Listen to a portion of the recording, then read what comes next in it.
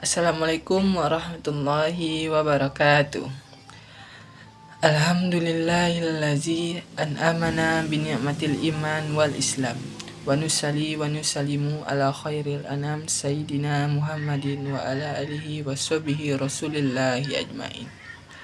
Asyhadu an la ilaha illallah wa asyhadu anna Muhammadar Rasulullah. Allahumma shalli ala sayyidina Muhammad wa ala sayyidina Muhammad. Alhamdulillah, bersyukur kita kepada Allah Subhanahu wa taala.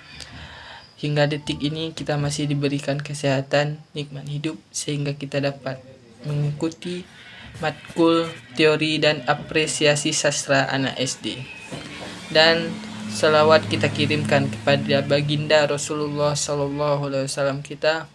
Allahumma shalli ala sayyidina Muhammad wa ala sayyidina Muhammad. Salawat kita kirimkan kepada baginda Rasul kita, yakni Nabi besar kita Muhammad sallallahu alaihi wasallam.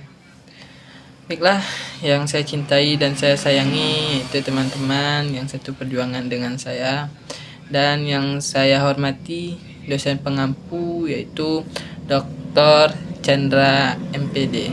Baiklah, saya akan memperkenalkan anggota kelompok saya. Dari saya sendiri itu Ridho sebagai moderator, dan anggota lainnya yaitu Salsabila Hurpar dan Suci Almalia sebagai anggota.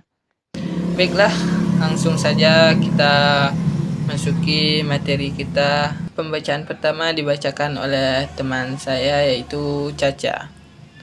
Baik, terima kasih kepada moderator.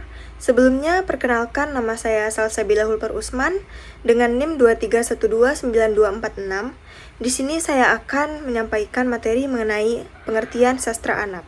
Sastra anak dapat diartikan sebagai suatu karya sastra yang bahasa dan isinya sesuai dengan perkembangan usia dan kehidupan anak, baik ditulis oleh orang dewasa, remaja, ataupun anak-anak itu sendiri. Di sini karya sastra yang dimaksud bukan hanya dalam bentuk puisi dan prosa, tetapi juga dalam bentuk drama. Selanjutnya, saya akan menyampaikan materi mengenai tingkatan apresiasi sastra anak. Menurut Wardani, tingkatan apresiasi anak itu terbagi dalam 4 jenis, yaitu yang pertama adalah tingkat menggemari.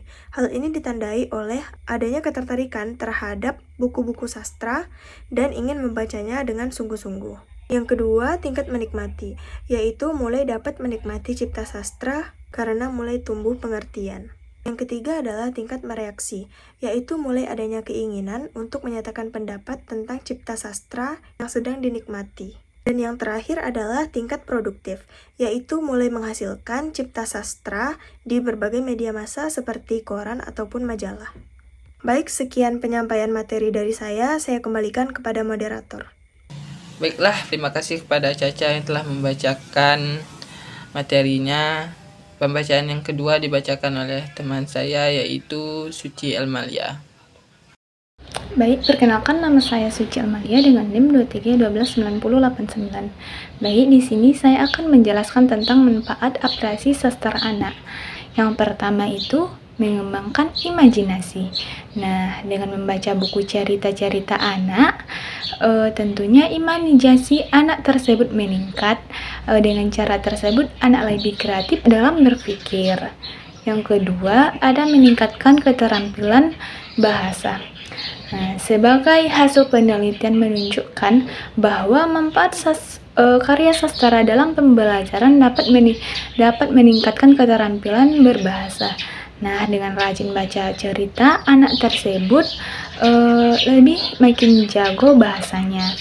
Nah, yang ketiga, ada meluaskan pandangan tentang kemanusiaan.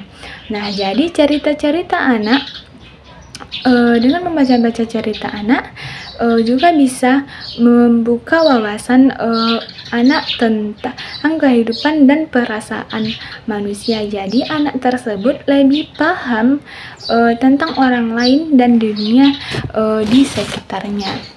Selanjutnya ada jenis-jenis apresiasi sastra anak. Yang pertama ada reseptif. Pada hakikatnya, Apresiasi sastra anak reseptif ini merupakan kegiatan sastra yang dilakukan oleh peserta didik dengan cara menghargai, menikmati, menilai, dan menekuni terhadap karya sastra yang dibacanya, baik berbentuk puisi, prosa, maupun drama. Yang kedua, ada apresiasi sastra anak produktif, yaitu merupakan kegiatan mengekspresikan karya sastra yang menekuni pada proses kreatif dan penciptanya. Nah, yang ini tentang anak berekspresi tentang cerita itu. Nah, misalnya anak bisa memulai menulis cerita sendiri yang terinspirasi dari cerita-cerita yang telah dibacanya, atau mungkin anak meniru karakter dari cerita tersebut.